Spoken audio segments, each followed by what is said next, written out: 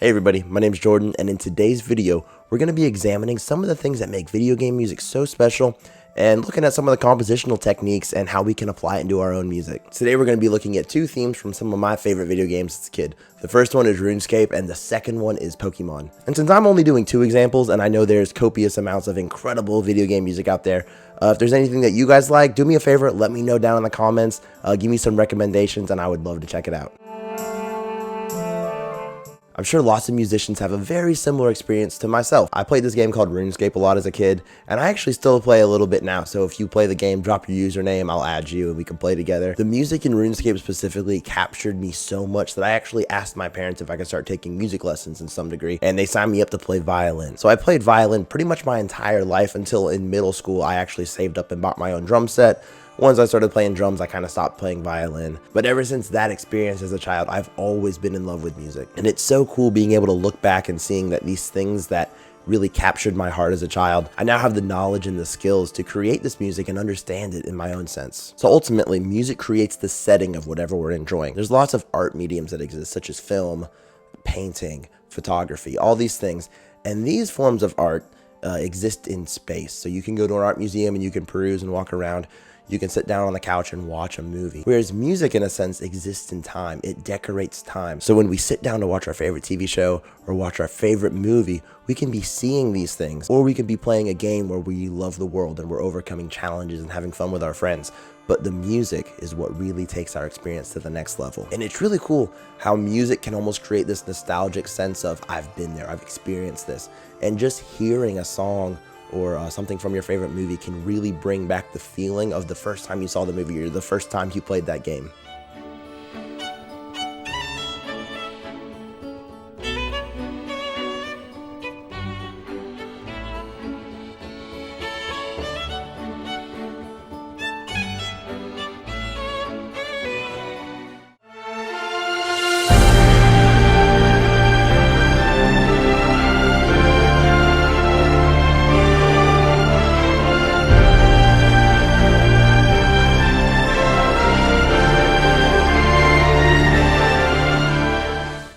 So in these regards, music really serves as a vessel to enhance our overall experience.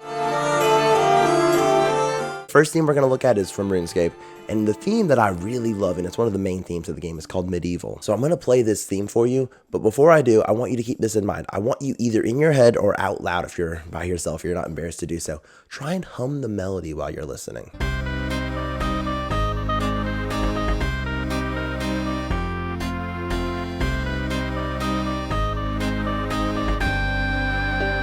So one thing about any great melody or any great piece of music is that it's easily sung. So as a songwriter or a composer, while you're writing themes, sometimes it's not the best thing to make it extremely complicated. Keep it as simple as possible. If you can hum it, it's going to stick in your head. Another thing about catchy melodies is they function really well as an answer and a response. We pose a question and then we get a resolution. So in this case, there's two phrases that create this main idea.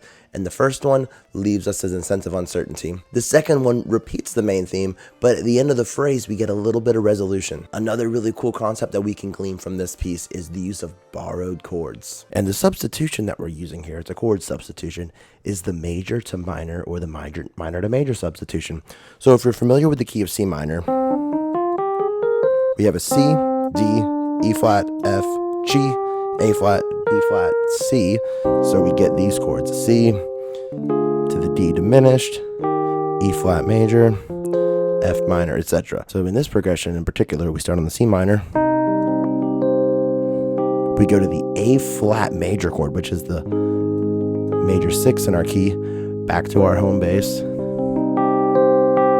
Now here's where we make our first substitution. What it would sound like if it was minor. This would be our F minor. It's cool, it's just there. That's our progression. But if I use a major substitution, or I just make the F a major chord, let's see how that sounds.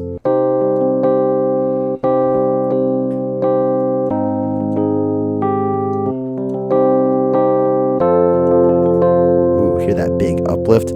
Here's the second substitution. So normally we would have the G minor chord in this key, but we're actually going to do a G major suspended chord and resolve it. So that's how the second part sounds. To the A flat, back to the C. And so that's our whole progression.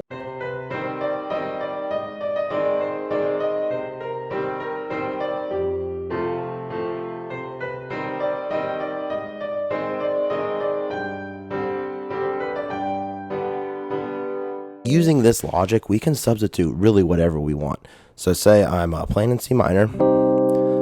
Say you can seriously go to any chord and make it a minor or major sub. Say I go to the E flat. Normally it would be major in this key, but say I made it minor, it's like so. Went back. Now say I went to like a major 5. So those are using major minor subs, and it just made a really cool, unique chord progression. Minor 1.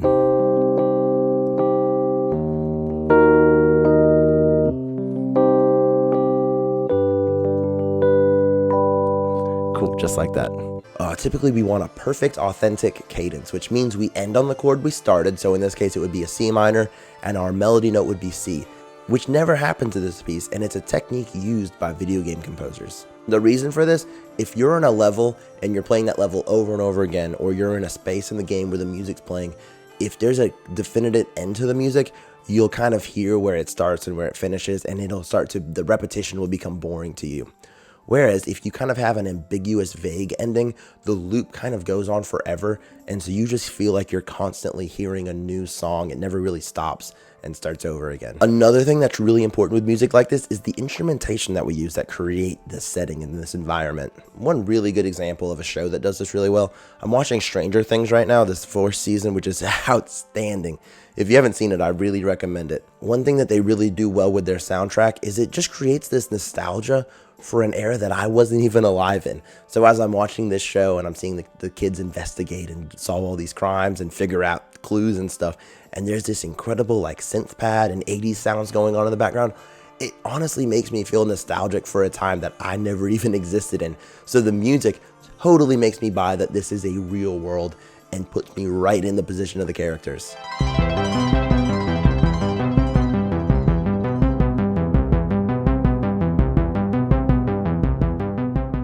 The way this RuneScape theme does this is it takes instruments that existed during this era. This main theme is played on a harpsichord. There's some really simple percussion, really simple woodwind instruments. And when we hear it in this light, it just creates this really charming piece of music that just makes me want to go on an adventure.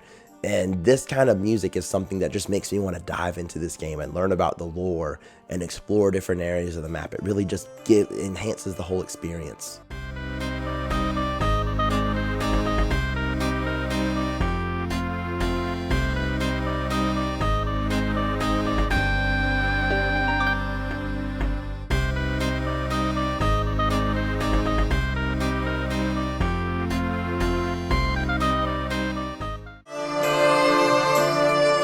Another game that I played a lot growing up as a kid was Pokemon.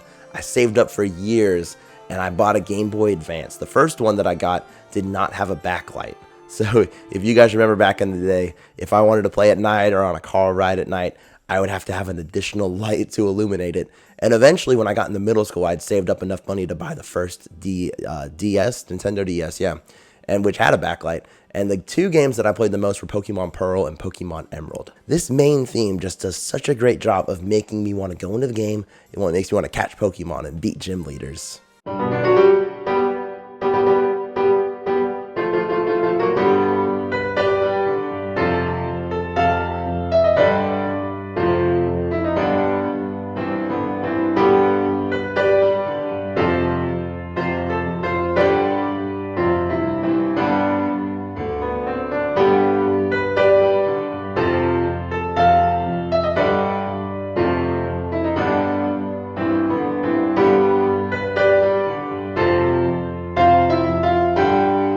You'll notice that this song also has a question and answer. There's two 8-bar phrases of the melody.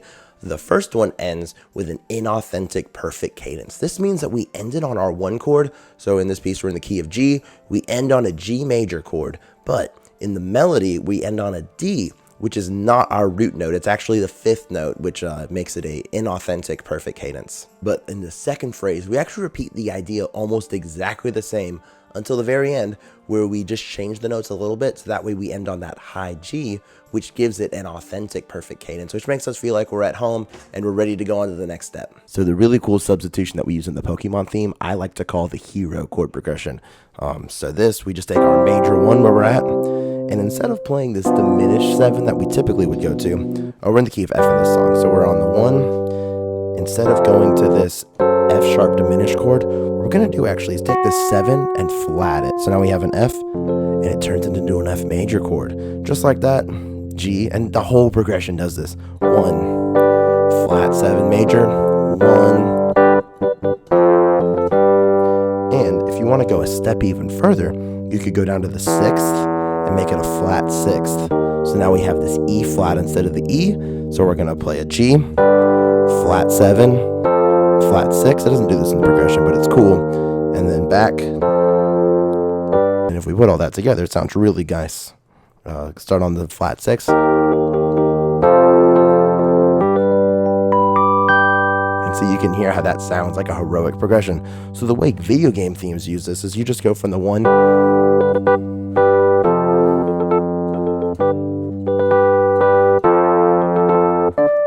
And I just put in that 5 because it does do that once in this main theme, where we go to the 5 and then back to the 1. So that's just another example of how using a borrowed chord can really take our song to the next level. All right, everybody, we have a rare sighting. If you watch my videos, you know Joey and Willow often appear, but this is my third cat, Cleo, and she's a lot more shy, so she doesn't come over here very often while I'm filming.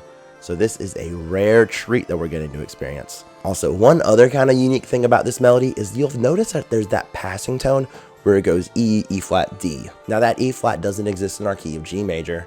The only accidental that we do have is an F sharp, but this E flat serves as a chromatic passing tone. So we just want to go from that E to the D. We add in a little E flat for some character. Victor Wooten is an extremely famous bass player, incredible man. I actually had the privilege of meeting him and seeing him perform live one time in college. And he has a quote that if you look at the piano, there's 7 white notes, there's 5 black notes. Say you're in the key of C, and you have all 7 white notes. They're all correct in the key you're playing in. Every note's gonna sound good. All these black notes are just 1 note away from a correct note. So when you're writing music, experiment with some chromaticism a little bit, where you go into different keys, because you're always 1 note away from being correct. So if you go to that E flat, you can immediately go down to the D and resolve it. In conclusion, the biggest takeaways from these concepts is keep your melody simple. If you can sing it, somebody else can sing it. If it gets stuck in your head after you write it, it's going to get stuck in someone else's head. The other thing, experiment with borrowed chords. If you're used to playing and composing with certain chord progressions, experiment with substituting in different progressions. Maybe if you always go to a major 4, try the minor 4, see how it feels. And just go from like one chord to another chord. Don't even think about the keys. Go from an E major to a C minor. Think about how it makes you feel. Go from an F major to an A flat minor chord. And you'll find that through this experimentation that you'll find some really cool emotions and settings that you wouldn't have thought of before. And one thing I love about this type of writing is you learn the rules in theory class. You learn how chord progressions work and how cadences work. And then you just throw them all away. So in this kind of writing, you just experiment and see what sounds good to you. If it sounds good, it's good. Thank you guys so much for watching this video.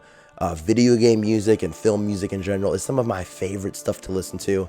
And I know it's really popular right now and it's inspiring the next generations of musicians. So I just want to talk about some of the things that I love about it. If you guys like the video, comment to keep in touch with me, subscribe, like the video, and I'll see you guys next time.